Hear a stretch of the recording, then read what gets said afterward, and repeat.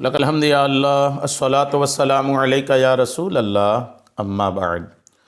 سلسلہ ناظرین کی طرف سے پوچھے گئے سوالوں کے جواب پیش کرنے کا ہمارے ناظرین میں سے ایک نے یہ پوچھا ہے کہ کلی کرنے کے بعد منہ میں پانی کی تری یا پانی کی ٹھنڈک محسوس ہو اور پھر وہ حلق میں چلے جائے تھوک کے ذریعے سے، تو اس سے کیا روزہ ٹوٹ جائے گا؟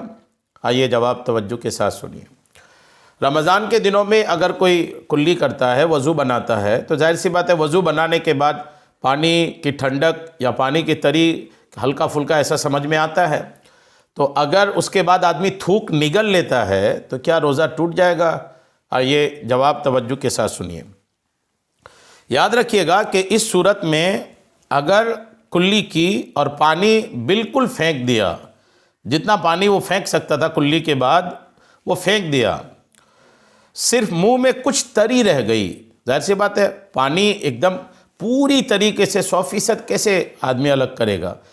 آدمی اگر منہ میں پانی ڈالا اس کے بعد واپس کرا تو جتنی طاقت ہے اتنی واپس کرے گا۔ اس کے بعد اگر کچھ تری منہ میں رہ گئی یا پھر تھوک کے ساتھ اسے اگر کوئی کھارا پانی سے اگر مان لیجئے کلی کیا ہو اور پھر تھوک کے ساتھ اسی کھارے پانی کا ذائقہ یا تری حلق میں محسوس ہوئی تو روزہ نہیں ٹوٹے گا، ٹھیک ہے؟ ظاہر سی بات ہے کہ اب اگر شریعت کے طور پر یہ حکم دیا جائے کہ آپ کلی کے بعد ایک ایک ذرہ پانی کا باہر کرو تو یہ تو بہت حرج والی بات ہو جائے گی، بہت پریشانی میں مبتلا والی بات ہو جائے گی، تو یہ تو نہیں کہا جائے گا۔ یہ ضرور ہے کہ اگر پانی ہی رہ گیا، ظاہر سی بات ہے پانی ہی رہ گیا اور ٹھیک ٹھاک پانی رہا تب تو روزہ توڑنے کو کہا جائے گا، لیکن ہلکا تری اگر ہلکی سی رہ گئی تو اس کی وجہ سے روزہ ٹوٹنے کا نہیں کہا جائے گا۔ بارے شریعت میں ہے کہ کلی کی اور پانی بالکل پھینک دیا،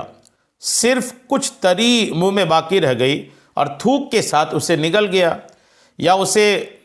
تھوک کے ساتھ اسے نگل گیا یا دوا کوئی اور حلق میں اس کا مزہ محسوس ہوا، یا ہڑ چوسی اور تھوک نگل گیا مگر تھوک کے ساتھ ہڑ کا کوئی جز حلق میں نہ پہنچا تو ان سب صورتوں میں روزہ نہ گیا، یعنی روزہ نہیں ٹوٹے گا۔ بارے شریعت جلد 1 حصہ 5 کے صفحہ 982 اور 983 میں ہے۔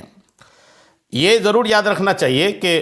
اگر کلی کے ساتھ پانی ہی اندر چلا گیا تب تو روزہ ٹوٹ جائے گا، جیسے صدر الشریعہ مفتی محمد امجد علی اعظمی رحمۃ اللہ تعالی علیہ فرماتے ہیں کہ کلی کر رہا تھا اور بلا قصد پانی حلق سے اتر گیا یا ناک میں پانی چڑھایا اور دماغ کو چڑھ گیا، روزہ جاتا رہا، یعنی روزہ چلا جائے گا، مگر جبکہ روزہ ہونا بھول گیا ہو تو نہ ٹوٹے گا اگرچہ قصدن یعنی جان بوجھ کر ہو۔ بارے شریعت جلد 1 حصہ 5 کے صفحہ 987۔ تو پانی چلا جائے تو روزہ ٹوٹ جائے گا،